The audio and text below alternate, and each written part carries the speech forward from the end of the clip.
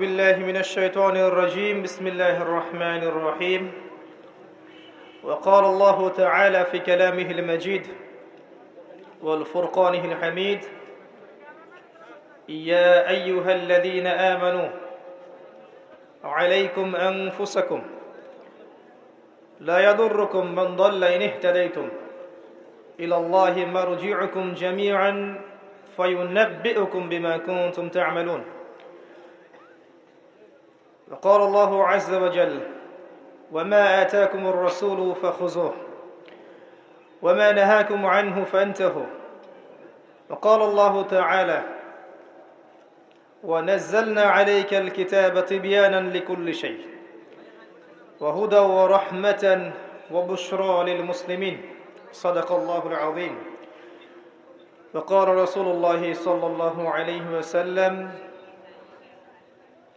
إن الله يرفع بهذا الكتاب أقواما ويضع به الآخرين وقال عليه السلام القرآن حجة لك أو عليك رب اشرح لي صدري ويسر لي أمري واحلل عقدة من لساني يفقه قولي اللهم فقهنا في الدين وعلمنا التأويل اللهم اجعلنا منهم الذين آمنوا وعملوا الصالحات وتواصوا بالحق وتواصوا بالصبر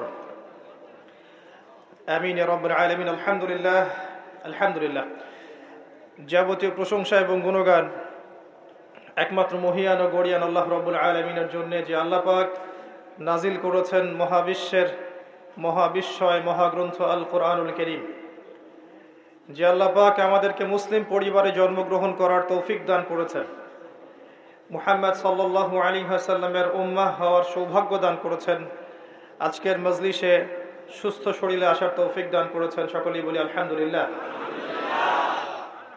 অগণিত অসংখ্য দরুদ এবং সালাত বর্ষিত হোক মহান আল্লাহ প্রেরিত সর্বশেষ নবী এবং চূড়ান্ত নবী মানবতার মুক্তির দূত মুহাম্মদুর রাসূলুল্লাহ সাল্লাল্লাহু আলাইহি ওয়াসাল্লামের প্রতি আমরা সবাই একবার দরুদ শরীফ পড়ি। আল্লাহুম্মা সাল্লি আলা মুহাম্মদ ওয়া আলা আলি মুহাম্মদ কামা সাল্লাইতা আলা ইব্রাহিম ওয়া আলা আলি ইব্রাহিম ইন্নাকা হামিদুম মাজিদ।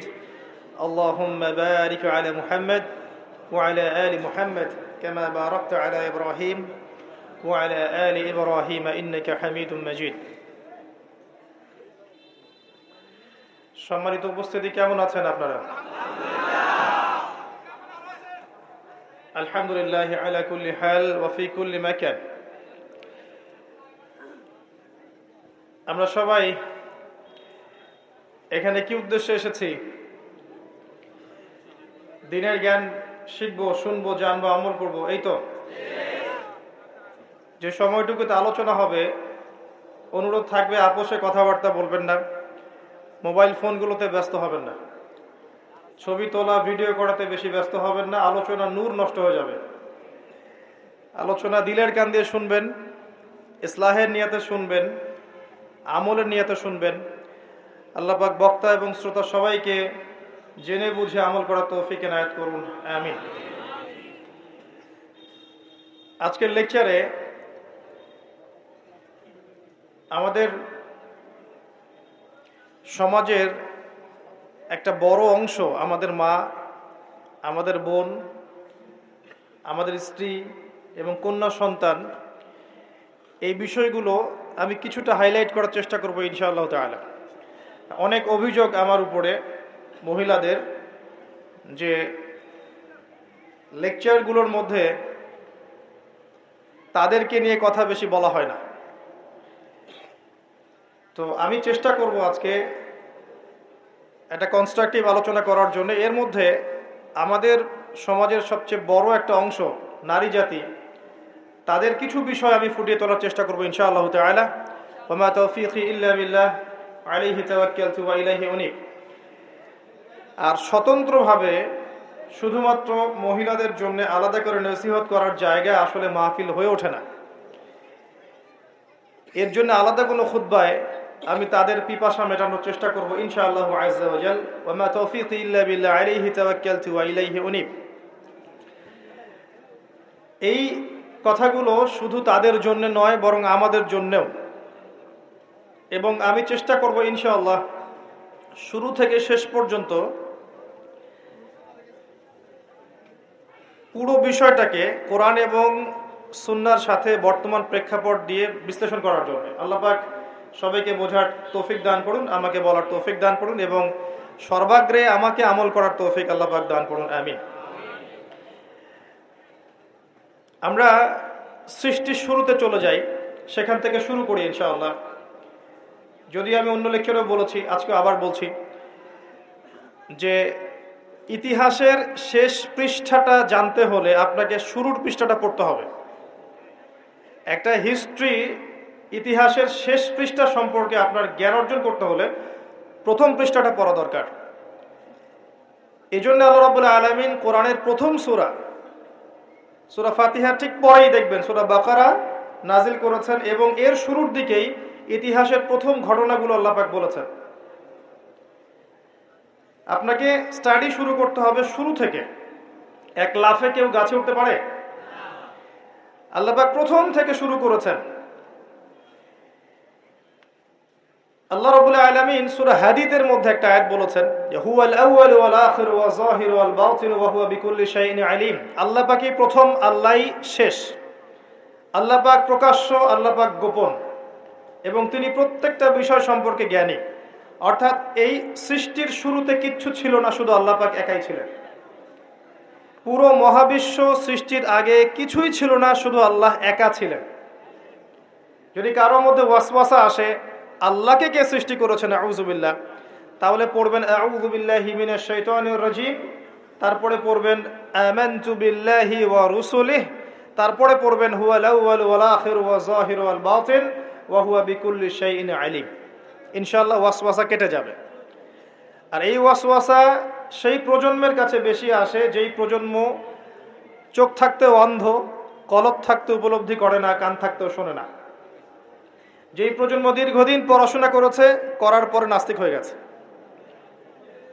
এবং আমরা আমাদের এই প্রজন্মগুলোকে বড় করছি এমনভাবে যে ছোটবেলা থেকে তাদেরকে এমন আদর্শে গড়ে তুলছি, এমন শিক্ষা দিচ্ছি, এমন পরিবেশে বড় করছি, একটা পর্যায়ে গিয়ে যৌবন বয়সে এরা বলছে আল্লাহ বলতে কেউ নাই, নাউযুবিল্লাহ।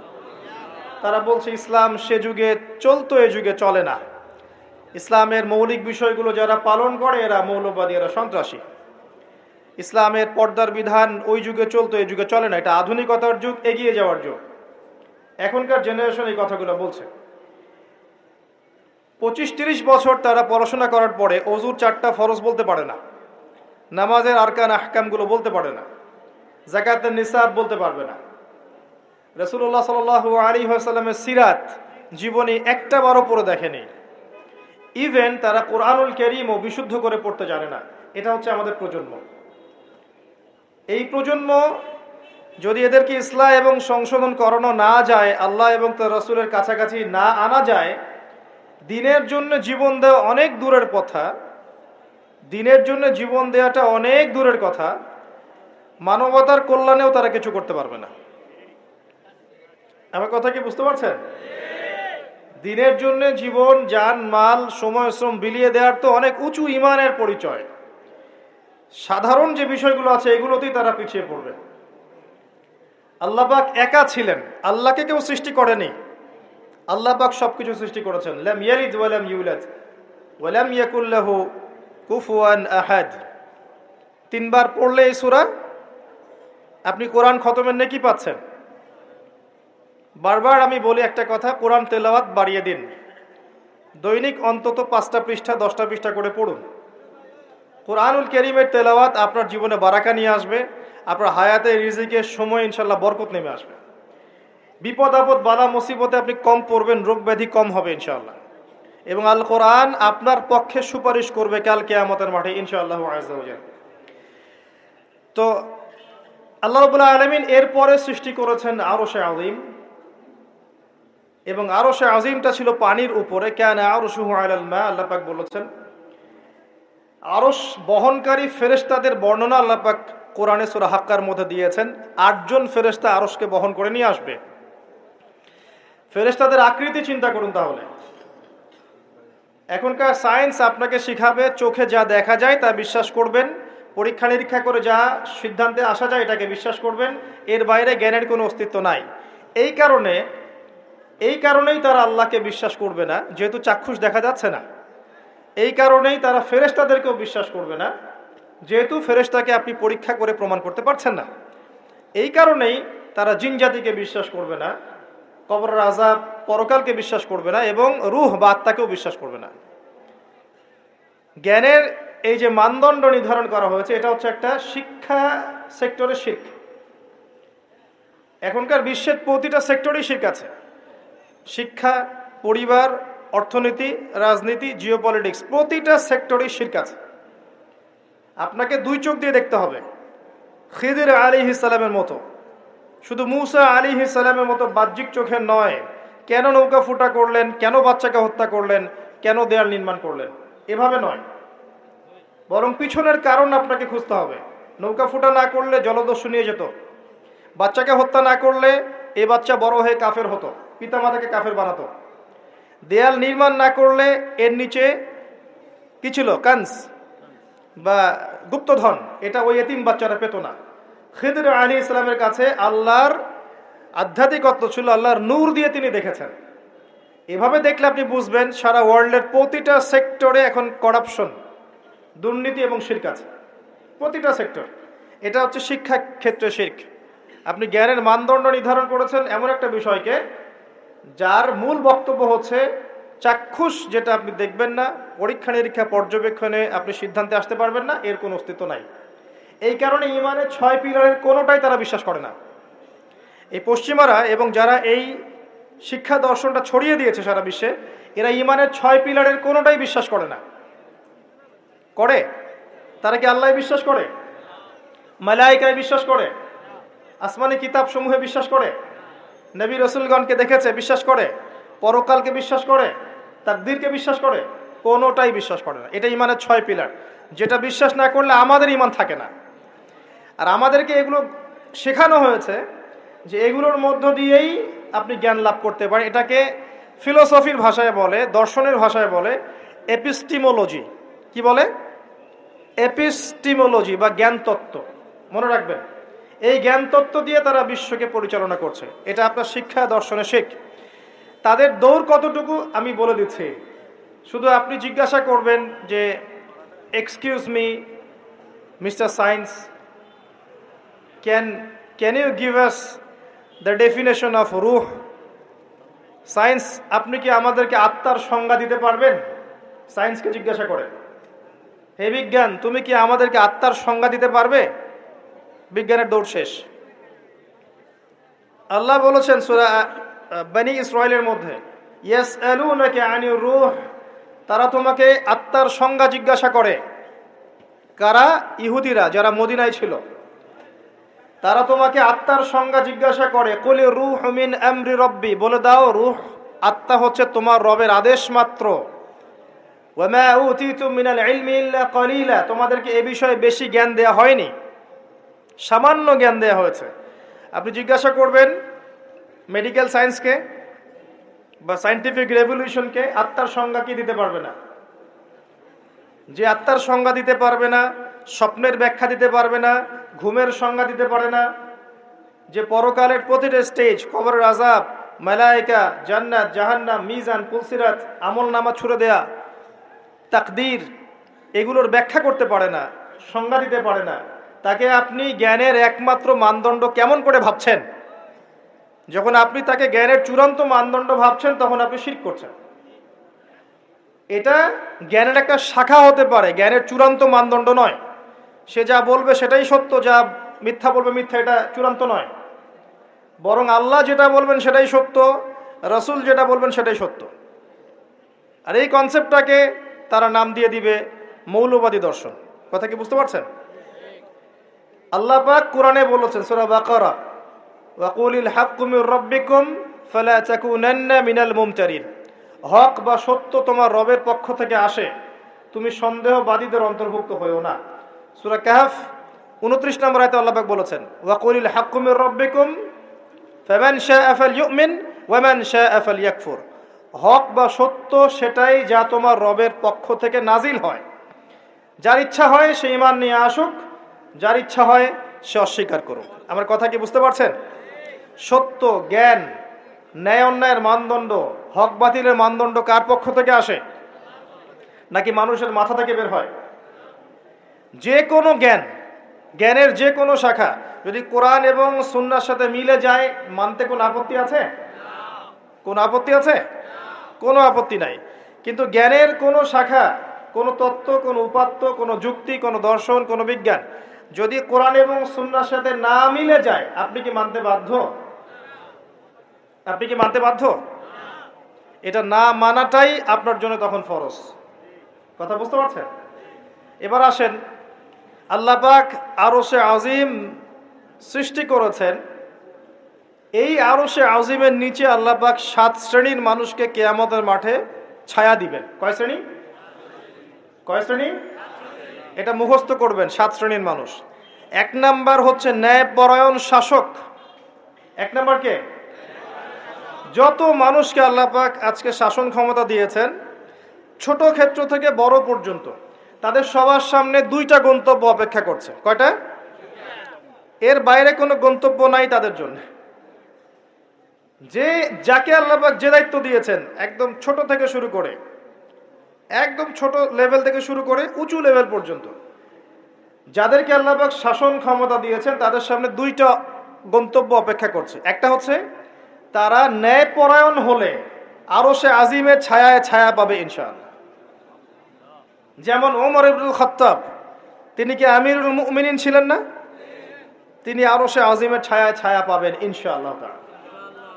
যুলকারনাইন নাম শুনেছেন? কোন সূরায় আছে? কোন সূরায় আছে? আমি তো এমনি এমনি রাগ হই না, মাঝে মাঝে একটু একটু রাগ হই। আল কোরআনের আলো ঘরে ঘরে জ্বালতে হবে, শুধু স্লোগান দিয়ে নয়, চর্চার মাধ্যমে। কোরআনের আলো ঘরে ঘরে এমনি এমনি জ্বলবে না, প্রত্যেক ঘরে ঘরে আগে কোরআনওয়ালা মানুষ তৈরি করেন। এটা খুব কমন একটা প্রশ্ন। যুলকারনাইন আলাইহিস সালামের ঘটনা সূরা কাহাফে আছে। খুব কমন প্রশ্ন, সবাই মোটামুটি জানে যারা একবার কোরআন ঘাটাঘাটি করে দেখেছে। কিন্তু আমাদের বেশিরভাগ মানুষ দেখবেন বলতে পারবে না। তাহলে কোরআনের আলো কি ঘরে ঘরে জ্বলেছে? স্লোগান দিয়ে জ্বলবে? স্লোগান দিয়ে জ্বললে নবী সাল্লাল্লাহু আলাইহি ওয়াসাল্লামকে এত মার খেতে হতো না। তার সাথে জিবরাইল আলাইহিস সালাম ছিলেন। তিনি যদি বলতেন যে মক্কার আবু জেহেল, আবু লাহাব, উতবা, সাহেবাকে একটা পাখার ঝটকা দিয়ে উড়িয়ে দেন, দিয়ে মক্কায় আমাদেরকে খেলাফত দিয়ে দেন, সম্ভব ছিল। তায়েববাসীকে 2টা পাহাড়ে পিষে ফেলা পসিবল ছিল। তারপরে নবী সাল্লাল্লাহু আলাইহি ওয়াসাল্লামকে 3 বছর গোপন দাওয়াত দিতে হয়েছে, মানুষের গালমন্দ খেতে হয়েছে, মানুষ হত্যা করার চেষ্টা করেছে, দেশ থেকে চলে যেতে হয়েছে, তায়েববাসীর নির্যাতন সহ্য করতে হয়েছে, বদর, উহুদ, খন্দক, খায়বারের যুদ্ধ করে মক্কা বিজয় করতে হয়েছে। এমনি এমনি হয়েছে? খালি স্লোগান দিয়ে আইওয়াস শোডাউন করে কাজ হবে? কোরআনের আলো ঘরে ঘরে জ্বলবে তখনই যখন প্রত্যেক ঘরে কোরআনওয়ালা মানুষ তৈরি হবে ইনশাআল্লাহ। আল্লাহ পাক এটাই বলেছেন সূরা মেবি মায়েদা বা না হলে আমি ভুল করছি হয়তো বা, তবে আয়াতটা বলছি। আল্লাহ পাক বলেছেন ইয়া আইয়ুহাল্লাযীনা আমানু, হে মুমিনগণ, আলাইকুম আনফুসাকুম, তোমরা নিজেরা তোমাদের নিজেদের নফস ঠিক করো, নিজেরা নিজেদের নফসটা ঠিক করো। লা ইয়াদুররুকুম মান দাল্লা ইন ইহতাদাইতুম, যারা পথভ্রষ্ট হয়ে গেছে ওদের পথভ্রষ্টতা তোমাদেরকে ক্ষতি করবে না যদি তোমরা হেদায়েতের উপর থাকো। নিজে ঠিক হন, নিজের ঘর ঠিক করেন, বাকি সব ঠিক হবে ইনশাআল্লাহ তাআলা। নিজে ঠিক না হলে মানুষের ঘর ঠিক হবে না। আমি এই চেয়ারে বসে যদি কথা বলি এবং এই আমলগুলো আমি করতে ব্যর্থ হই, আমার কথা আপনার কলবে কোনো তাসির করবে না। এই কারণেই দেখা যায় কথা অনেক হচ্ছে, কাজের ফলাফল কতটুকু হচ্ছে এটা ভাবার বিষয় আছে। তো যাদের কথা অনুযায়ী কাজে মিল আছে এবং আত্মশুদ্ধি আছে, এই মানুষদের কথায় মানুষের কলবে তাসির হবে ইনশাআল্লাহ তাআলা। আমরা দোয়া করে আল্লাহ পাক এমন মানুষকে বেশি বেশি এই সব জায়গায় নিয়ে আসুন যাদের মধ্য দিয়ে সমাজ সংস্কার হবে এবং যারা নিজেরাও আত্মশুদ্ধি অর্জন করতে পারবে ইনশাআল্লাহ। কোরআনের আলো ঘরে ঘরে জ্বলবে ইনশাআল্লাহ যদি আপনারা প্রত্যেক ঘরে ঘরে কোরআনওয়ালা মানুষ তৈরি করেন। একটা সন্তানকে হাফেজ বানাতে পারবেন না? একটা মেয়েকে হাফেজা বানানো যায় না? বাসায় একজন সন্তানকে আলেম বানানো যায় না? আমরা কি এই পৃথিবীতে এসেছি খালি খাওয়া, ভোগবিলাস, পাশবিক জীবনযাপন করতে, নাকি আমাদের একটা জীবনের উদ্দেশ্য আছে? আমাদের মুসলিমদের জীবনের উদ্দেশ্য কি বলেন তো? আমাদের জীবনের উদ্দেশ্য কি? জান্নাত। মাশাআল্লাহ, সূরা আলে ইমরান 185 নম্বর আয়াত পড়ে দেখেন। আল্লাহ পাক বলেছেন, কুল্লু নাফসিন যায়িকাতুল মাউত, প্রত্যেকটা নফস মৃত্যুর স্বাদ গ্রহণ করবে। ফামান, এরপরে আছে ওয়াইন্নামা তুওয়াফাউনা উজুরাকুম ইয়াউমাল কিয়ামা, তোমাদেরকে কিয়ামতের মাঠে পূর্ণ প্রতিদান দেওয়া হবে। ফামান যুহসিহা আনিন নার ওয়া উদখিলাল জান্নাতা ফাকাদ ফাজ, কিয়ামতের মাঠে যাদেরকে জাহান্নাম থেকে বাঁচানো হবে এবং জান্নাতে প্রবেশ করানো হবে, একমাত্র সে ব্যক্তি সফল। তো আমাদের জীবনের গন্তব্য কি ভাই? জান্নাত। সফলকে, সাফল্যের সংজ্ঞা কি? যাকে পুলসিরাত পার করানো হবে সে সফল। দুনিয়াতে যার বাড়ি গাড়ি, টাকা কড়ি, ব্যাংক ব্যালেন্স আছে, সম্পত্তি আছে, ক্ষমতা আছে, এই যে সফল, কোনো গ্যারান্টি আছে? কোনো গ্যারান্টি নাই। যে ব্যক্তি কিয়ামতের মাঠে পুলসিরাত পার হতে পারবে, এই ব্যক্তি সফল। আর কে পার হতে পারবে? যে ব্যক্তি সূরা জারিয়াতের 56 নম্বর আয়াতের উপর আমল করবে। আয়াতটা কি? ওয়ামা খালাকতুল জিন্না ওয়াল ইনসা ইল্লা লিয়াবুদুন, আমি মানুষ এবং জিনকে শুধুমাত্র আমার ইবাদত করার জন্য সৃষ্টি করেছি। তো পৃথিবীতে যে আল্লাহর ইবাদত করবে, যার জীবনের গন্তব্য ঠিক রাখবে, সে ব্যক্তি সফল, আর কেউ সফল না। তা আমাদের উদ্দেশ্য কি ভাই? খালি বিয়ে করা, ঘর সংসার করা, বাচ্চা পয়দা করা, মারা যাওয়া? যাদের সমস্যা হচ্ছে আল্লাহর ওয়াস্তে এখান থেকে চলে যান প্লিজ। যাদের এখানে সমস্যা হচ্ছে, কথাবার্তা বলছেন, বাসায় গিয়ে লেপের তলে শুয়ে শুয়ে ওয়াজ শুনবেন। এখানকার পরিবেশ নষ্ট করবেন না। যারা কষ্ট করে এখানে এসেছে বসে বসে ওয়াজ শুনতে, এদের জন্য লেকচার। সমস্যা হলে বাসায় চলে যান, কম্বলের নিচে শুয়ে শুয়ে লেকচার শোনেন, আর ইউটিউব ফেসবুকে কমেন্ট করে জিহাদ করেন। কিবোর্ড মুজাহিদ, ওখানে বসে বসে কমেন্ট করবে, এটাই তার জিহাদ। যখন দেখবেন 100-200 কুকুর শুয়োরের সামনে একজন মুসলিমা দিনী বোন তাকবীর দিচ্ছে, তখন দেখবেন 1000টা মানুষ তাকবীর দেওয়া শুরু করবে। এর আগে তোমার তাকবীর কোথায় ছিল?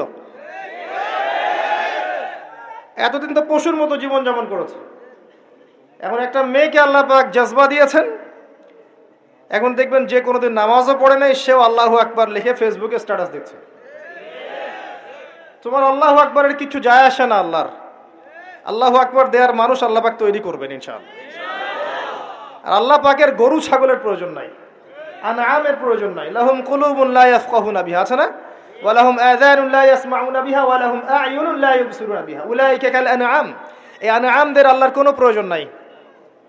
আল্লাহ পাক তার দিনকে বিজয় করার জন্য আল্লাহর মুখলেস বান্দা তৈরি করবেন ইনশাআল্লাহ। একজন সরে যাবে 10 জন আসবে, 10 জন সরে যাবে 100 জন আসবে। ছেলে থাকবে না, মেয়ে আসবে। এই প্রজন্ম থাকবে না, নতুন প্রজন্ম আসবে। আল্লাহ পাক এই দিনটাকে প্রতিষ্ঠা করবেনই ইনশাআল্লাহ। এ বিষয়ে কোনো সন্দেহ নাই, সন্দেহের কোনো অবকাশই নাই। যদি আমরা দায়িত্ব পালন না করি, ইয়াস্তাবদিল কওমান গায়রাকুম, অন্য কওমকে আল্লাহ পাক স্থলাভিষিক্ত করবেন। সুম্মা লা ইয়াকুনু আমসালাকুম, তারা তোমাদের মতো অপদার্থ হবে না। আল্লাহর কিচ্ছু যায় আসে না আপনাকে আমাকে, জানেন? এই যে আমরা বেঁচে আছি, দুনিয়ার বোঝা হয়ে বেঁচে আছি। আমরা পৃথিবীর বোঝা, এই উম্মতের বোঝা, আবর্জনা। আমরা প্রত্যেকেই, আমি নিজেকেও বলছি, আমরা উম্মার আবর্জনা। আমরা যদি উম্মার কিছু হতাম, আমাদের দ্বারা উম্মা বিজয় লাভ করত। আমাদের টার্গেট এখন একটা, দুনিয়া। আমাদের টার্গেট দুনিয়া, ভোগবিলাস, খাওয়া দাওয়া, ব্যাংক ব্যালেন্স, টাকা পয়সা, বাড়ি গাড়ি, স্ত্রী সন্তান, এতটুকু। মাঝে মাঝে আমরা জুমার নামাজে আসি, ঈদের নামাজ পড়ি, রমজান মাসে রোজা না রাখলেও তারাবিতে আসি, যাকাত দেই কি না দেই, সদকা একটু করি, বছর বছর হজ উমরা করি, টুপি লাগাই, দাড়ি লাগাই, ব্যাস ভোটের সিজন আসলে আবার ওইটা দিয়ে ভোট চাই। এই হলো আমাদের চরিত্র। এখন আমাদের আল্লাহর কোনো প্রয়োজন নাই। আল্লাহ পাক বলেছেন, ইন তানসুরুল্লাহ ইয়ানসুরুকুম, তোমরা যদি আল্লাহকে সাহায্য করো তখন আল্লাহ তোমাদেরকে সাহায্য করবেন। ইন্নাল্লাহা লা ইউগাইয়িরু মা বিকওমিন হাত্তা ইউগাইয়িরু মা বিআনফুসিহিম, কোন কওমের অবস্থা আল্লাহ পাক ততক্ষণ ঠিক করেন না যতক্ষণ ওই কওম তাদের অবস্থা সংশোধন করছে না। আলাইকুম আনফুসাকুম, নিজের নফস ঠিক করো, নিজে ঠিক হও। বেসিক জিনিস ঠিক নাই তো আমাদের। বড় বড় চিন্তা করছেন, বেসিকটা ঠিক নাই তো। দেখবেন ম্যাক্সিমাম মানুষ নামাজ পড়ছে না, ম্যাক্সিমাম মানুষ কোরআন পড়তে জানে না। বেশিরভাগ বোন আমাদের বেহায়াপনা, বেপর্দায় চলছে। ম্যাক্সিমামের রিজিক হারাম, জানেন? ম্যাক্সিমাম রিজিক হারাম। সুদ আর ঘুষ আর জেনা এই যে দুর্নীতি করাপশন দিয়ে ভর্তি। আল্লাহর ওয়াস্তে সত্য কথা বলতে শেখেন, নিজের নফসের সাথে সত্য বলেন যে আসলেই আমার রিজিকটা কতটুকু হালাল। সুদবিহীন মানুষ খুঁজে পাওয়া দুষ্কর এখন। সুদ খায় না বা সুদ দেয় না বা সুদের সাক্ষী থাকে না বা লিখে রাখে না বা লোন নেয়নি, এরকম মানুষের সংখ্যা খুব কম। দুই একটা হাতে গোনা পাবেন কিনা আল্লাহ ভালো জানে। একটা গ্রামে যাবেন, প্রত্যন্ত গ্রাম, সেখানে দেখবেন 10টা সুদী এনজিও ভরে আছে। রিজিক আমাদের হারাম। ম্যাক্সিমাম পরিবারকে গিয়ে দেখেন, পরিবারের মধ্যে পর্দা থাকবে না। ম্যাক্সিমাম পরিবার দেখেন বস্তুবাদী, খালি দুনিয়ার পিছনে ছুটছে। সাংস্কৃতিক অঙ্গনে গিয়ে দেখেন অপসংস্কৃতিতে ভর্তি হয়ে গেছে। যুবকদের দিকে তাকায় দেখেন, ম্যাক্সিমাম মেজরিটি সংখ্যক মাদকের সাথে সম্পৃক্ত। আপনি দেখবেন হয় মাদক, নাহলে গার্লফ্রেন্ড, নাহলে অহেতুক গেমস এন্ড স্পোর্টস, নাহলে দেখবেন আপনি যে মুভিজ দেখছে, পর্নোগ্রাফি দেখছে, অহেতুক আড্ডাবাজি করে, গুন্ডা মাস্তানি করে সময় নষ্ট করছে। কোনো জীবনে কোনো উদ্দেশ্যই নাই। মানে জীবনযাপন এমনভাবে করছে মানে ও কখনো মরবেই না। মানে ও পরকালের ফিকির তো দূরের কথা, নামাজে ডাকবেন বলবেন প্যান নষ্ট, আমি যাইতে পারি না। ইল্লা মাশাআল্লাহ, এর বাইরে আল্লাহ পাক কিছু মানুষকে তৈরি করেছেন, করবেন এবং করছেন, যাদের জীবনের উদ্দেশ্য জান্নাত, যারা তাওহীদের সাথে শিরককে আপোস করবে না, যারা সুন্নতে থাকবে, বেদাত করবে না, যারা হালাল খাবে, হারামে যাবে না, পরিবারকে ঠিক করে পর্দায় রাখবে, দিনের জ্ঞান অর্জন করবে, প্রচার প্রসার করবে, আগামী প্রজন্ম তৈরি করবে, এবং যাদের মধ্যে আল্লাহর দ্বীনকে প্রতিষ্ঠা করার মুজাহাদা থাকবে। এমন মানুষ আছে, ছিল, ভবিষ্যতে আসবে, তাদের সংখ্যা নিতান্তই কম হবে। কিন্তু তাদের জন্য একটা সুসংবাদ আছে, সেটা হচ্ছে কাম মিন ফিআতিন কালিলাহ গালাবাত ফিআতান কাসীরা বিইذنিল্লাহ। আল্লাহ পাক বলেছেন কত ছোট ছোট সম্প্রদায় ছিল যারা বড় বড় কওমের উপর বিজয় লাভ করেছে। আগামীতে যখন ইসলামের বিজয় হবে সারা বিশ্বব্যাপী, তখন দেখবেন মুসলিমদের সংখ্যা খুব কম থাকবে। আল্লাহ পাক সব গরু ছাগলগুলোকে শেষ করে ফেলবেন। কিভাবে?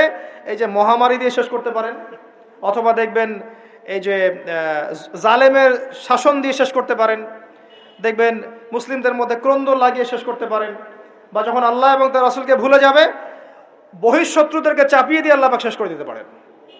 আল্লাহর কোনো প্রয়োজন নাই গরু ছাগলের। এবং এখন আমি নিজে এবং আমরা অনেকেই এই গরু ছাগলের মতো জীবন যেমন করছি, আল্লাহ পাক আমাদেরকে বোঝার তৌফিক দান করুন। জীবনের একটা উদ্দেশ্য থাকতে হবে, যে আমার জীবনের উদ্দেশ্য দিন শেখা, বোঝা, প্রচার প্রসার করা, প্রতিষ্ঠায় চেষ্টা করা। তখন কি আপনি পুরো জীবনের নেকি পাবেন। জীবনে তাওহীদ থাকতে হবে, সুন্নত থাকতে হবে, তখন পুরো জীবনের প্রতিটা কাজ ইবাদত হবে। তার আগে নয়। প্রতিটা কাজ করতে হবে আল্লাহর সন্তুষ্টির জন্যে, তার রাসূলের তরিকায়, এবং আপনার এই আমলগুলো কবুল হবে তখনই যখন রিজিকটা হালাল হবে। অহেতুক শুধুমাত্র প্রোটেস্ট্যান্ট ভার্সনে ইসলাম পালন করে খুব একটা ফায়দা নাই। সুবিধা যতটুকু সুবিধা পালন করলাম, যখন সুবিধা নাই পালন করলাম না। যেটা করলে কোনো সমস্যা নাই করলাম, খাওয়ার পরে মিষ্টি খাইলে কোনো প্রবলেম নাই খাচ্ছি, মধু খাচ্ছি, ঠিক আছে। কিন্তু এমন কিছু কথা বললে সমস্যা বলবো না, কাজ করলে সমস্যা করব না, ঠিক আছে। আপনি দেখবেন নামাজে পাক্কা মুসল্লি, কপালে সেজদার দাগ আছে, অর্থনৈতিক জীবনে পাক্কা সুদখোর, কারণ সুদ ছাড়লে চাকরি থাকে না। বাস্তবতা এমন ভাই, বাস্তবতা খুব কঠিন এবং বাস্তবতা খুবই খারাপ। বাস্তবতা হচ্ছে আমাদের নৈতিক অবস্থা এখন খুব খারাপ। এই জন্য প্রাইমারি লেভেলের কাজগুলো বেশি বেশি করা দরকার এখন। এই জন্য যারা ইসলাহ সংশোধনের চেষ্টা করছে, এইসব আত্মশুদ্ধিওয়ালা মানুষদের সোহবতে গিয়ে থাকেন, আত্মশুদ্ধিওয়ালা মানুষদের সাথে দেখা সাক্ষাৎ করেন, সোহবত নেন, পরামর্শ নেন, জীবন গড়েন। একা একা বই পড়ে বা দুই একটা লেকচার শুনে আপনার সারা জীবন পরিবর্তিত হবে না। কনস্ট্রাকটিভ কাজে আসেন এবং শৈথিল্যতাবাদী হয়েন না, একই সাথে বলবো চরমপন্থী হয়েন না। চরমপন্থী হলে উম্মার ক্ষতি আছে। উম্মার বেস ঠিক নাই, একটা বাড়ির ভিত্তি এখন ঠিক নাই, এবং যারা ভিত্তি ঠিক করবে এই মানুষদের সংখ্যা দিন দিন কমে গেছে। কমার পিছনে আমাদেরও ভূমিকা আছে, আমরাও তাদেরকে কম বিতর্কিত করতে ছাড়ি নাই, এবং কোনো কোনো ক্ষেত্রে আমরা একে অপরের সাথে গীবত তহমত করে, সমালোচনা করে, কাদা ছড়াছড়ি করে এতটা সময় নষ্ট করেছি যে উম্মার অনেক ক্ষতি হয়ে গেছে। কথাগুলো খারাপ লাগলেও বাস্তব। আমি ইতিহাসের ছাত্র, যখন বাগদাদ আক্রমণ করেছিল এই যে তাতাররা, মঙ্গোলিয়ানরা, এটা জানেন তো? মঙ্গোলিয়ান যারা ছিল, ওই যে হালাকু খা, চেঙ্গিস খানের বংশধর যারা ছিল, এরা যখন বাগদাদ আক্রমণ করেছে, এরা ছিল প্রচণ্ড পাশবিক। মাত্র 40 দিনের মধ্যে এরা 10-20 লাখ মানুষকে হত্যা করে ফেলেছে বাগদাদে। এই হত্যাটা কিন্তু গুলি করে না, জবাই করে। 10 লাখ 20 লাখ মানুষকে জবাই করে হত্যা করা চারটাখানি কথা না। কি পরিমাণে হিংস্র ছিল চিন্তা করেন। ইতিহাসের পাতায় আছে যে মঙ্গলদের এক একজন নারী সে হাজার হাজার মুসলিমকে হত্যা করেছে, এক একটা মহিলা। ওই সময় যারা ওই আব্বাসীয় খেলাফতের দায়িত্বে ছিল, এরা সোনা দানা সব জমা করে তাদের এই যে মাটির নিচে জমা করেছিল। আর ওদের লিডার, মঙ্গোলিয়ানদের লিডার যখন এই বাদশাকে গলায় দড়ি দিয়ে শেষরায় নিয়ে যাচ্ছে সবার সামনে, তখন তাকে বলছে তোমাদের সম্পদগুলো কোথায়? সে দেখিয়ে দিল সম্পদ মাটির তলে। তখন সে ওই যে হালাকুখার যে বংশধর লিডার, সে সোনাদানাগুলো বের করে এই বাদশার মুখের মধ্যে ঠোসানো শুরু করলো।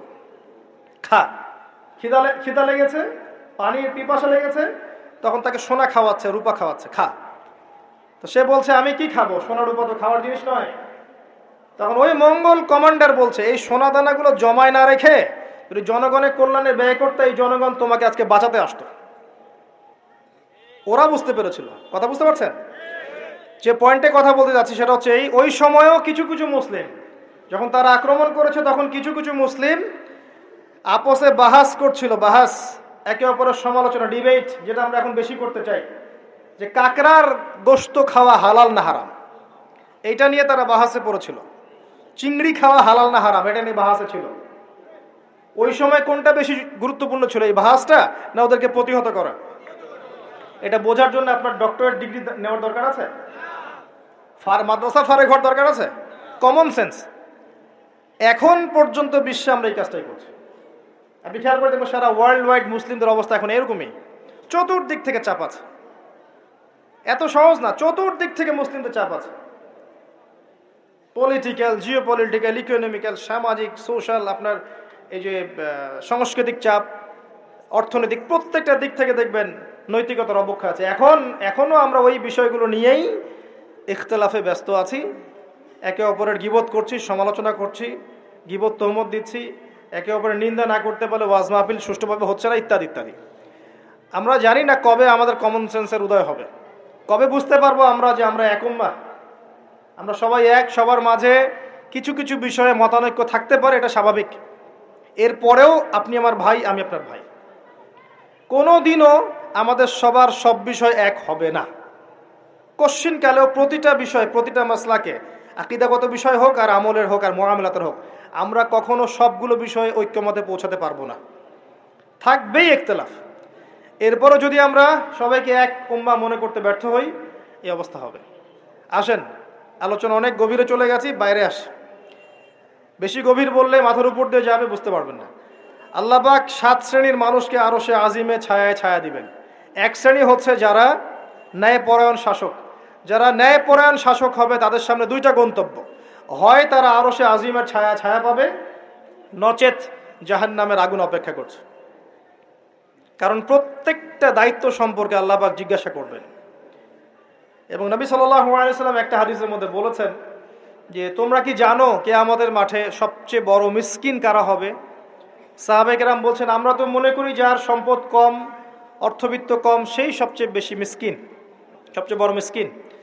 আল্লাহর নবী সাল্লাল্লাহু আলাইহি সাল্লাম বলছেন বরং প্রকৃত মিসকিন সে ব্যক্তি যে কিয়ামতের মাঠে নামাজ, রোজা, হজ, যাকাত আমলের নেকি নিয়ে উঠবে, পাহাড় সম নেকি নিয়ে উঠবে, কিন্তু অনেক পাওনাদার দাঁড়িয়ে থাকবে।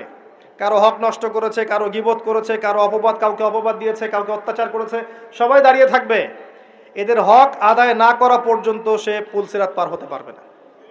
তখন কি করতে হবে? নিজের নেকি ওদেরকে দিতে হবে, কারণ তখন কোনো বেচা কেনার সুযোগ নাই, হক আদায়ের কোনো সুযোগ নাই। নিজের নেকি ওদেরকে দিয়ে শোধ করতে হবে। নেকি শেষ হয়ে গেলে কি হবে? অন্যের গুনাহ তার আমল নামায় আসবে, পরে দেখা যাবে ওই ব্যক্তি জান্নাতে চলে গেছে আর এই ব্যক্তি পাহাড় সমান নেকি নিয়েও জাহান্নামে চলে গেছে। অতএব দায়িত্ব যারা পালন করবেন তাদেরকে খুব সতর্ক সাবধান থাকতে হবে যে আপনার দ্বারা কল্যাণ ছাড়া যেন অকল্যাণ না হয়। আল্লাহ পাক তৌফিক এনায়েত করুন, আমিন। দ্বিতীয় শ্রেণী হচ্ছে সেই যুবক বা যুবতী যারা নিজেদের যৌবনটাকে আল্লাহর ইবাদতে কাটিয়েছে। এই হাদিসের বাস্তবতা এসে দেখেন আমাদের যুব সমাজ কিভাবে তাদের জীবনটা কাটাচ্ছে। আমার চেয়ে ভালো আপনারা বলতে পারবেন যে সকাল থেকে সন্ধ্যা পর্যন্ত আমাদের যুবক যুবতীরা করছেটা কি। কতজন যুবক নামাজ পড়ছে মসজিদে এসে, কতজন যুবক কোরআন তেলাওয়াত করে নিয়মিত। নবীর সুন্নাহগুলো ওদেরকে শিখিয়ে দিতে হয়। ইভেন নবী সাল্লাল্লাহু আলাইহি ওয়াসাল্লামের স্ত্রীদের নাম ওদেরকে বলে দিতে হয়। এখনই আমি জিজ্ঞাসা করছি, দেখেন অ্যান্সার কতজন দিতে পারে। নবী সাল্লাল্লাহু আলাইহি ওয়াসাল্লামের দ্বিতীয় স্ত্রীর নাম কি? হাত উঁচু করেন। যুবকদের বলছি, যুবকদের যারা পারবেন জাস্ট হাতটা উঁচু করেন। নবী সাল্লাল্লাহু আলাইহি ওয়াসাল্লামের দ্বিতীয় স্ত্রীর নাম কি? দাঁড়ান দাঁড়ান দাঁড়ান, এই দেখেন হাত দেখেন। এবং যারা হাত উঁচু করেছেন ওদের মধ্যে একজনকে জিজ্ঞাসা করছি, আপনি উত্তর দেন, নাম কি? জি, আপনাকে বলেছি নাম বলেন দ্বিতীয় স্ত্রীর। বসেন। উত্তর যে চারজন দিয়েছে তার মধ্যে একজন ভুল উত্তর দিয়েছে। এই হচ্ছে বাস্তবতা। আপনাকে আমি চোখে আঙ্গুল দিয়ে দেখালাম যে যুবকদের কি অবস্থা। এখানে আছে বসে হাজার হাজার মানুষ, হাত তুলেছে 5-6 জন। এটা একটা কমন প্রশ্ন, আমাদের নবীজির দ্বিতীয় স্ত্রীর নাম কি? একবার যে সিরাত পড়েছে সেও জানে। দেখবেন এই যুব সমাজ ফিজিক্স পড়েছে, কেমিস্ট্রি পড়েছে, বায়োলজি পড়েছে, ইকোনমিক্স পড়ছে, পলিটিক্যাল সায়েন্স পড়ছে, আপনার জিওপলিটিক্স পড়ছে, ইউনিভার্সিটি কোচিং করছে, বিসিএস কোচিং করছে, চাকরির জন্য পরীক্ষা দিচ্ছে। এরা এমন কোনো বই নাই যে সেকুলার লাইনে পড়ে নাই। কিন্তু যে চারজন পারছে তার মধ্যে একজন উত্তর দিচ্ছে যে আয়েশা রাদিয়াল্লাহু আনহা দ্বিতীয় স্ত্রী। এটা কি উত্তর সঠিক? এই হচ্ছে অবস্থা। এটা কমন। আর যদি কঠিন প্রশ্ন করি তাহলে তো অবস্থা খারাপ। কোন সাহাবীকে প্রথম তিনি দায়ী করে পাঠিয়েছেন মদিনায়? খায়বার যুদ্ধ কোন সাহাবীর হাতে জয় হয়েছে? উহুদের যুদ্ধ কত হিজরিতে হয়েছে? বদর যুদ্ধে কতজন মুসলিম শাহাদাত বরণ করেছে? আপনার মোতার যুদ্ধে কার হাতে 9টা তরোয়াল ভেঙেছে? হুনাইনের যুদ্ধে মুসলিমদের কি অবস্থা হয়েছে? হুনাইনের যুদ্ধের কথা কোন সূরার মধ্যে বলা আছে? একটু কঠিন প্রশ্ন করলে তো অবস্থা খারাপ। আমি করে লজ্জিত করতে চাচ্ছি না, এই জন্য প্রশ্নগুলো করলাম না। যারা মাদ্রাসা লাইনে পড়েছেন তারা হয়তো উত্তর দিতে পারে, কিন্তু লক্ষ লক্ষ কোটি কোটি জেনারেল পড়ুয়া ছাত্র এরা উত্তর দিতে পারে না। তাহলে এরা কি আমাদের মুসলিম উম্মার অংশ নয়? এদেরকে ইসলাম সংশোধন না করে দিনের পথে না আনতে পারলে একটা বড় অংশ কি জাহিলিয়াতের মধ্যে থাকবে না? আগামী 10-20 বছর পর দেখবেন এরাই অর্থনৈতিক সেক্টরে যাচ্ছে, এরাই পলিটিক্সে যাবে, এরাই সোশ্যাল দায়িত্বে যাবে, এরাই দেখবেন বিভিন্ন জায়গায় চলে যাবে। তখন আরেকটা মূর্খ জেনারেশন আপনার মাথার উপর চেপে যাচ্ছে। এরপরে যে জেনারেশন আসছে, আমাদের সন্তান, আমার মেয়ে, আপনার ছেলে, এদের অবস্থা যে কি হবে আল্লাহ ভালো জানে, যদি এখন থেকে এদেরকে আমরা সঠিকভাবে মানুষ করতে ব্যর্থ হই। এটা বাস্তবতা। অথচ আল্লাহ পাক আরশে আজিমের ছায়া দিবেন ওই যুবক যুবতীদেরকে যারা তাদের যৌবনকালটাকে আল্লাহর পথে কাটাবে। আর কিয়ামতের মাঠে যে অতিরিক্ত 5টা প্রশ্ন হবে তার মধ্যে একটা হচ্ছে তোমার যৌবনকাল কোন পথে ব্যয় করেছে। আর আল্লাহ পাকের কাছে একজন বৃদ্ধ মানুষের ইবাদতের চাইতে যুবকদের ইবাদত যে কত বেশি প্রিয় এটা আমি বোঝাতে পারবো না। আল্লাহ পাক অবাক হয়ে যান সেই যুবককে দেখে যার প্রবৃত্তির তাড়না নাই, সে আল্লাহর দ্বীনের পথে ছুটছে। এই যুবককে দেখে আল্লাহ পাক অবাক হয়ে যান এবং তার দোয়া যেভাবে কবুল হবে, একজন মানুষ যার পা কবরে অলরেডি চলে গেছে তার দোয়া কি সেভাবে কবুল হবে? দুজন ইবাদত সমান। এই বয়সে আপনি অনেক কিছু করতে পারেন। আপনি চাইলে এখন বড় সন্ত্রাসী হতে পারবেন, বড় জেনাকারী হতে পারবেন, আপনি চাইলে টিকটক সেলিব্রিটি হতে পারবেন, আপনি চাইলে এখন আরো খারাপ লাইনে যে মাদক সেবন করতে পারবেন, 30-40টা গার্লফ্রেন্ড চেঞ্জ করতে পারবেন, আপনাকে কেউ বাধা দিবে না। আপনি চাইলে 1-2 হাজার টাকা দিয়ে জেনা করতে পারবেন, উন্মুক্ত সব আপনার জন্য। ইভেন এখন আপনি চাইলে মদও খেতে পারবেন, লাইসেন্স দিয়ে আছে, আপনি করতে পারবেন। এই সময়টা আল্লাহ পাক দেখতে চান আপনি কি করেন। যদি এই সময়টা আপনি আল্লাহর দিকে ফিরে আসেন, আপনি কোরআনের দিকে ফিরে আসেন, সুন্নত অনুযায়ী জীবন যাপন করেন, আপনার জন্য অপেক্ষা করছে জান্নাত। কি চান আপনি সিদ্ধান্ত নেন। শুরুটা হবে অধঃপতনের মেয়ে দ্বারা, মেয়ে দিয়ে অধঃপতন শুরু হবে। মেয়ের সাথে ফ্রি মিক্সিং, প্রেমের সম্পর্ক হয়ে যাবে, এরপর দেখবেন জেনা করে ফেলেছে, তারপর ব্রেকআপ, দুজন হতাশ, কেউ আত্মহত্যা করবে, অথবা কেউ দেখবেন পাইকারি জেনাকার হয়েছে বা রেপিস্ট হয়েছে বা মাদক সেবন করছে বা মিউজিক শুনছে, আস্তে আস্তে আস্তে আস্তে শেষ, লাইফটা শেষ, ক্র্যাশ। এভাবে যুব সমাজ নষ্ট হচ্ছে। অনেক সময় দেখবেন পড়াশোনা করছে, কোনো কারণে রেজাল্ট ভালো হয় নাই, আত্মহত্যা করে বসে আছে। ডে বাই ডে যুব সমাজের সাইকোলজি মেলই হয়ে যাচ্ছে। আমাদের যারা ওস্তাদ সাহেবরা আছেন বৃদ্ধ প্রবীণ, তাদের যে গাম্ভীর্য আছে, ব্যক্তিত্ব আছে, গলার ভয়েস, কথা বলার অ্যাটিটিউড, ব্যক্তিত্ব, চলাফেরা, এগুলো এখনকার যুবকদের মধ্যে পাওয়া যায় না।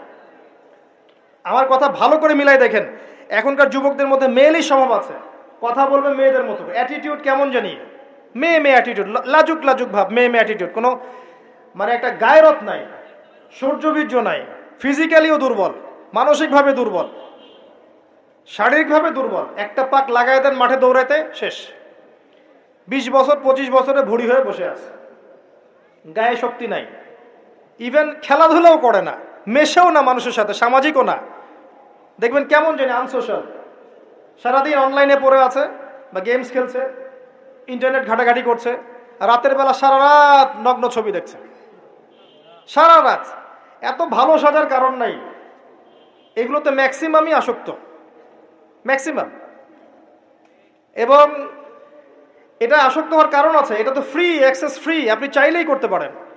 আপনার হাতে স্মার্টফোন আছে, আপনার বাবা দেখেন আপনি ফোনে কি করেন, আপনি চাইলেই করতে পারেন। কে বাধা দিবে আপনাকে?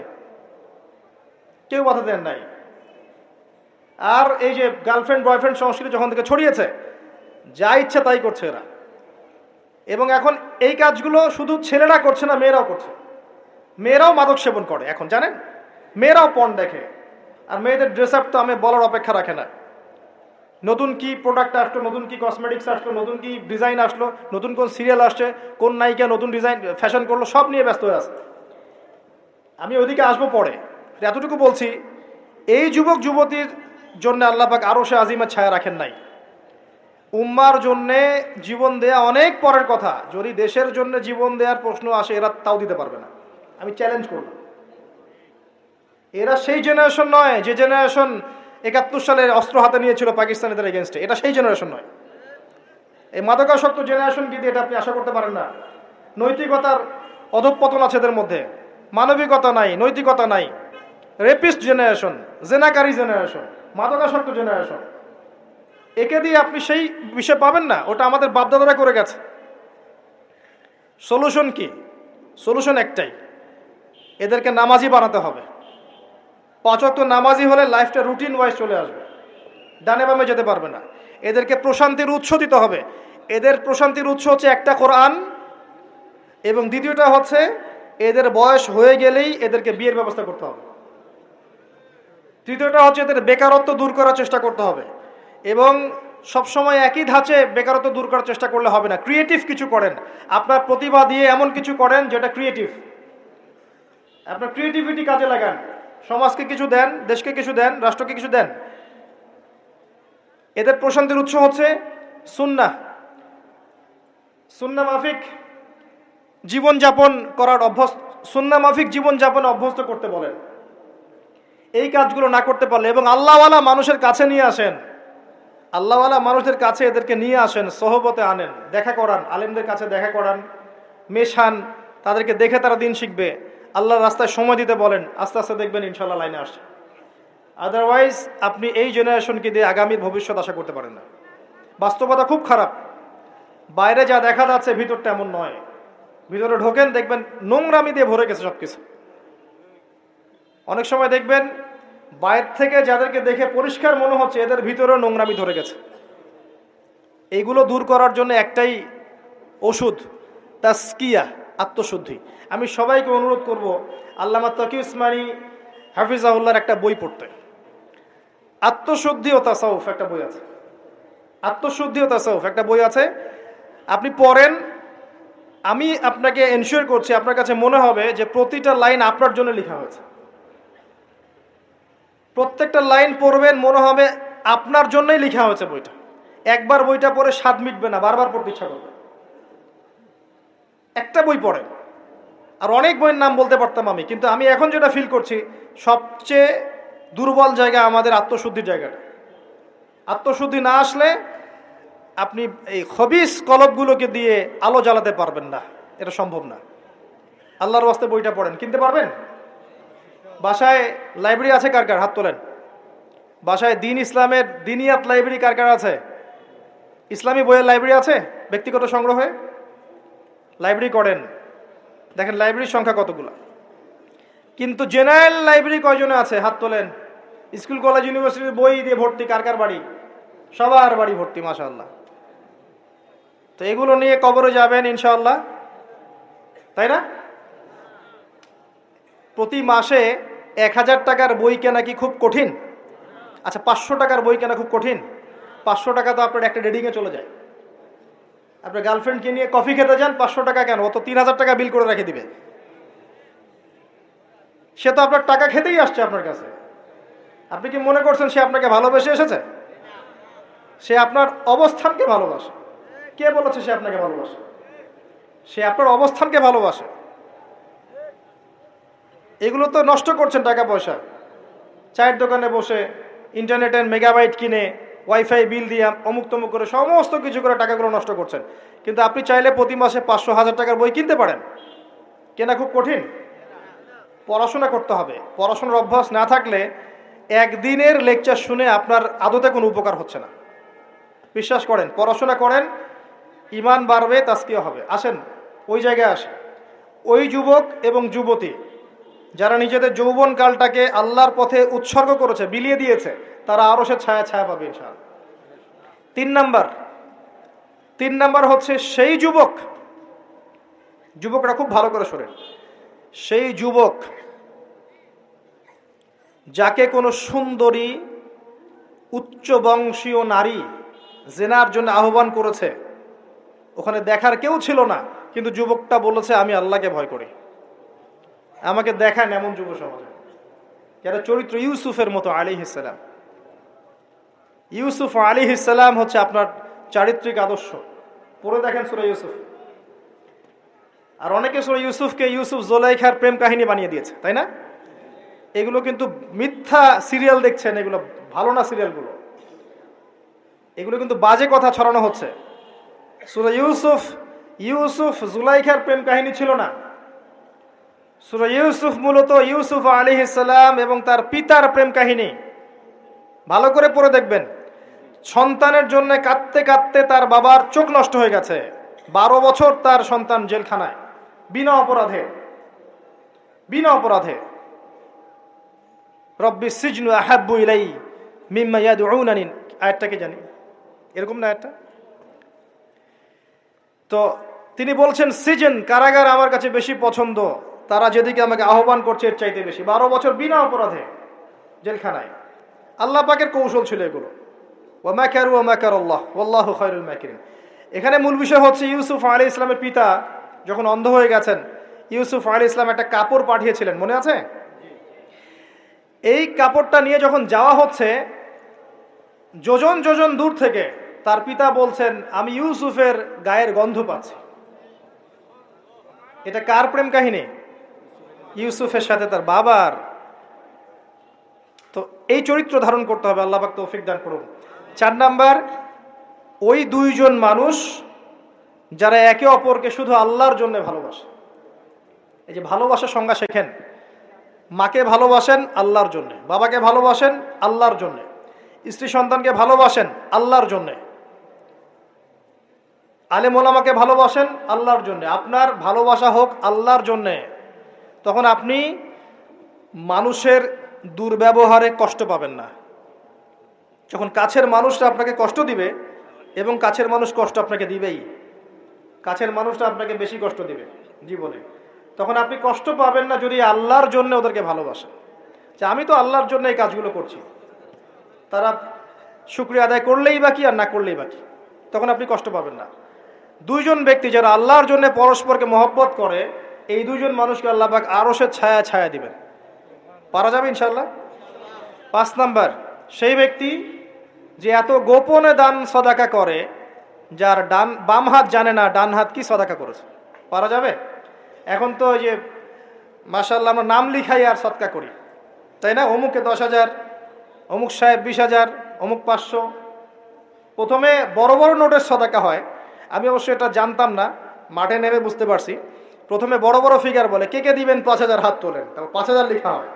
তারপর কে কে দিবেন 1,000 হাত তোলেন, কে কে দিবেন 500 হাত তোলেন, নাম টাম লেখা হয়। পরে লাস্টে বলে যে কালেকশন করছে, আচ্ছা খুচরাগুলোও দেন। পরে খুচরাগুলোও দেওয়া হয়। জানিয়ে দান করা যায়। অনেক সময় এমন হয়েছে, নবী সাল্লাল্লাহু আলাইহি ওয়াসাল্লাম বলেছেন, কার ঘরে কি আছে নিয়ে আস। রিয়া চলে আসতে পারে মনের মধ্যে, যে আমি 10,000 দিয়েছি, মানুষ আমার নাম জানলো। রিয়া আসতে সময় লাগে না। কেমন করে আসে? আল্লাহর নবী বলেছেন সাল্লাল্লাহু আলাইহি ওয়াসাল্লাম, অন্ধকার রাতে কালো পাথরের উপরে কালো পিঁপড়া হেঁটে গেলে যেমন বোঝা যায় না, রিয়া এমনভাবে আপনার কলবে আসতে পারে। কিভাবে ঠেকাবেন আপনি? আপনি বুঝতেই পারবেন না।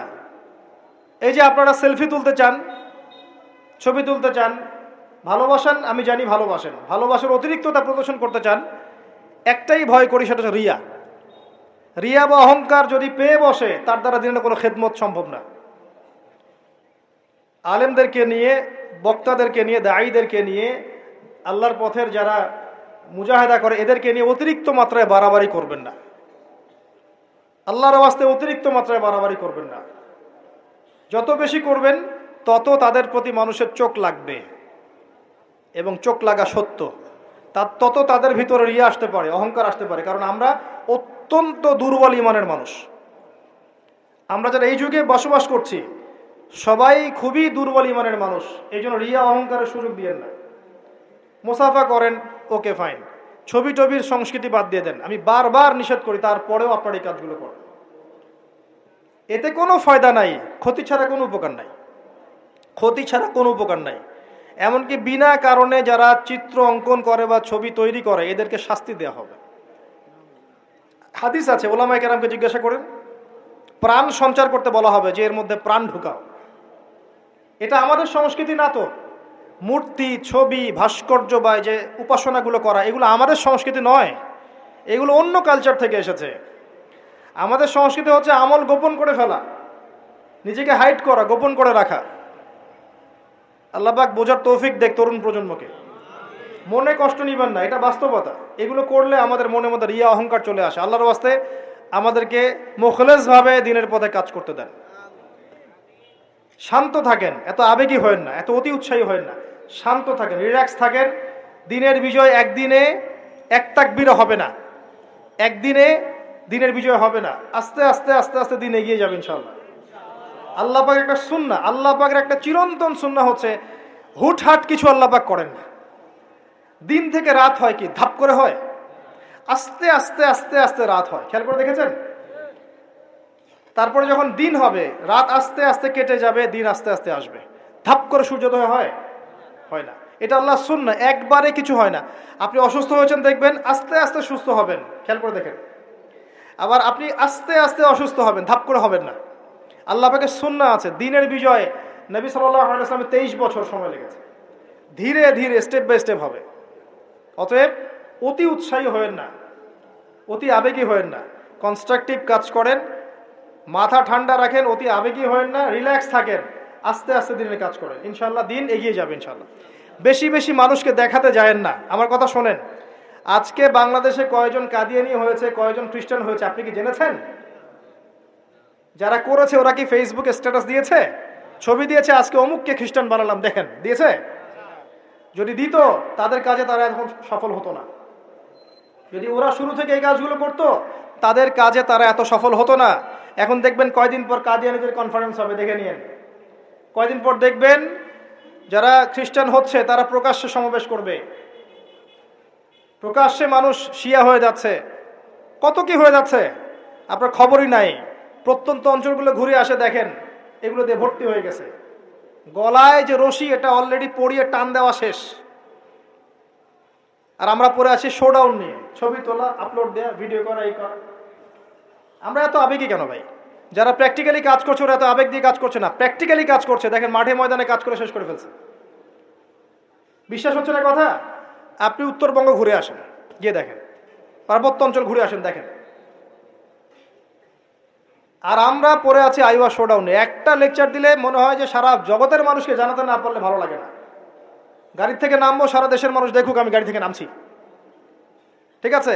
একজন ভাইকে পেয়েছি, সেলফি ফেসবুক তুলে, মানে একাকার অবস্থা, দেখুক সারা দেশের মানুষ যে উনি এসেছে স্টেজে। এতে করে উম্মার উপকার যতটুকু না করলেন, ক্ষতি করে ফেলেছেন। এটা আপনারা বুঝতে পারছেন না। যাই হোক, আমি আশাও ছেড়ে দিয়েছি অনেক অংশে যে আপনারা বুঝবেন। বিশ্বাস করেন, মন থেকে অনেকটা আশাও ছেড়ে দিয়েছি যে আপনারা বুঝবেন। মাঝে মাঝে অবস্থা আমার এমন হয়ে যাচ্ছে।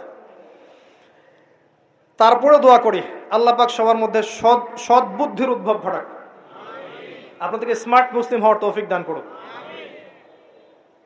ভিতরে ভিতরে আপনি আত্মশুদ্ধি অর্জন করেন, ব্যক্তি জীবনটা শুদ্ধ করেন, পরিবার ঠিক করেন, পড়াশোনা করেন, হালাল রিজিকের দিকে ফোকাস করেন, আলেম ওলামা সোহবতে যান, দিন শেখান, চর্চা করেন, প্রচার করেন।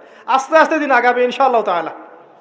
আল্লাহ পাক কি বলেছেন? ইউরিদুনা লিইউতফিউ নূরাল্লাহ, তারা চায় আল্লাহর নূরকে। আল্লাহর নূর মানে এখানে ইসলাম, একে মুখের ফুৎকার দিয়ে নিভিয়ে ফেলতে। কিন্তু আল্লাহু ইউতিম্মু নূরাহু ওয়ালাউ কারিহাল কাফিরুন, আল্লাহ পাক তার নূরকে প্রজ্বলিত করবেন যদিও কাফেররা তা পছন্দ করবে না। হুয়াল্লাযী আরসালা রাসূলাহু বিল হুদা ওয়া দীনিল হক লিইয়ুযহিরাহু আলা দীনি কুল্লিহি, তিনি সে আল্লাহ যিনি তার রাসূলকে পাঠিয়েছেন দ্বীনে হক সহ এবং হেদায়েত সহ, যাতে করে ইসলাম অন্য সমস্ত দ্বীনের উপর বিজয়ী হতে পারে। ওয়ালাউ কারিহাল মুশরিকুন, যদিও মুশরিকরা এটা পছন্দ করবে না। এটা আল্লাহ পাক করবেন। কখন করবেন? যখন আপনি আপনার কাজ দায়িত্ব পালন করুন। ইন তানসুরুল্লাহ ইয়ানসুরকুম, আর যদি আমরা আল্লাহকে ভুলে যাই, নাসুল্লাহ ফানাসিয়াহুম, আমরা ভুলে গেলে আল্লাহও ভুলে যাবেন। আল্লাহ তো ওয়াদা করেছেন যে আনতুমুল আলাউনা ইন কুনতুম মুমিনিন, তোমরা যদি মুমিন হতে পারো আল্লাহ তোমাদেরকে বিজয় দিবেন। ওয়ালা তাহিনু ওয়ালা তাহজানু, হীনবল হয় না, দুশ্চিন্তাও করো না। আল্লাহ তো ওয়াদা করেছেন। দুই ব্যক্তি নিজে পরস্পরকে আল্লাহর সন্তুষ্টির জন্য ভালোবাসে, আরো সে আজিমা ছায়া পাবে। গোপনে দান খয়রাত করে, আরো সে আজিমা ছায়া পাবে। 6 নাম্বার কে? 6 নাম্বার কে?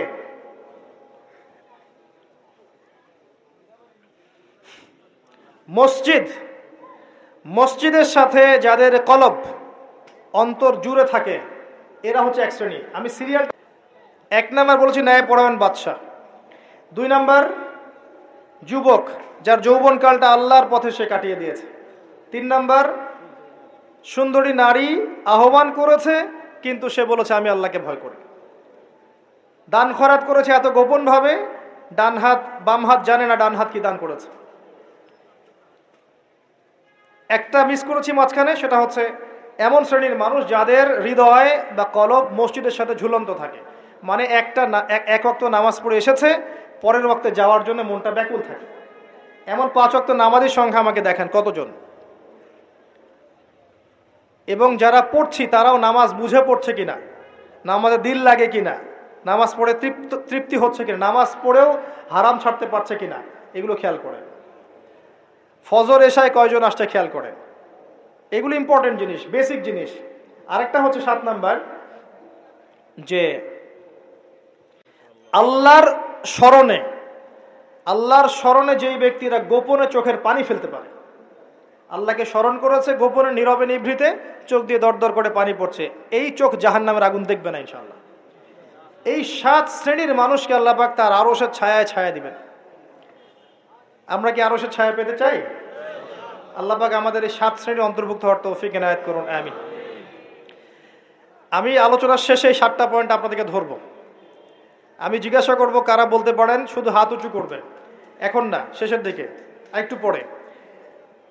যিনি সঠিক উত্তর দিতে পারবেন আমার পক্ষ থেকে স্পেশাল পুরস্কার আছে ইনশাআল্লাহ, হাদিয়া দিব ইনশাআল্লাহ একটা, যদি বলতে পারেন। 7টাই বলতে হবে, মনে মনে মুখস্থ করেন। লেকচার খালি শুনবেন, বাসায় গিয়ে ঘুমাবেন চলবে না। যেটা লেকচার শুনেছেন পড়া দিয়ে তারপর বাসায় যাবেন, এটা ক্লাসের মতো। এবার আসেন, এই আরশের ছায়া আল্লাহ পাক ছায়া দিবেন। এই আরশ আল্লাহ পাক সৃষ্টি করেছেন, তারপরে সৃষ্টি করেছেন কলম। কি সৃষ্টি করেছেন? কলম সৃষ্টি করে বলেছেন উকতুব, কলম বলেছে মাযা আকতুব, কলম তুমি লিখো। কলম বলেছে আমি কি লিখবো। আল্লাহ পাক বলেছেন কিয়ামত পর্যন্ত যা হবে সব লিখে ফেলো। কিয়ামত পর্যন্ত যা হবে সব লিখা আছে, আপনার তাকদীর নিয়ে দুশ্চিন্তা করবেন না। এরপর আল্লাহ পাক সৃষ্টি করেছেন মহাবিশ্ব। কয় দিনে? 6 দিনে। হুয়াল্লাযী খালাকাস সামাওয়াতি ওয়াল আরদা ফি 6 আইয়াম, 6 দিনে আল্লাহ পাক মহাবিশ্ব সৃষ্টি করেছেন। সুম্মা ইসতাওয়া আলাল আরশ, এরপরে আরশে আজিমে সমাসীন হয়েছেন। এরপরে শোনেন, আল্লাহ পাক দীর্ঘদিন পর্যন্ত মানুষ সৃষ্টি করেননি। হাল আতা আলাল ইনসানি হিনুম মিনাদ দাহর লাম ইয়াকুন শাইআম মাযকুরা, এমন একটা সময় চলে গেছে যে মানুষ কোনো আলোচ্য বিষয় ছিল না। পরে আল্লাহ পাক সৃষ্টি করেছেন মানুষকে, ওয়া ইয ক্বালা রাব্বুকা লিল মালায়েকা ইন্নী জাইলুন ফিল আরদি খলিফা, খলিফা করে পাঠিয়েছেন। খলিফা করে পাঠিয়েছেন, খলিফা কে এটা একটা বুঝতে হবে।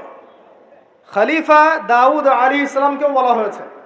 আল্লাহ পাক সূরা সাদে বলেছেন, ইয়া দাউদ, হে দাউদ, ইন্না জাআলনাকা খলিফাতান ফিল আরদ, আমি তোমাকে পৃথিবীতে খলিফা করে পাঠিয়েছি।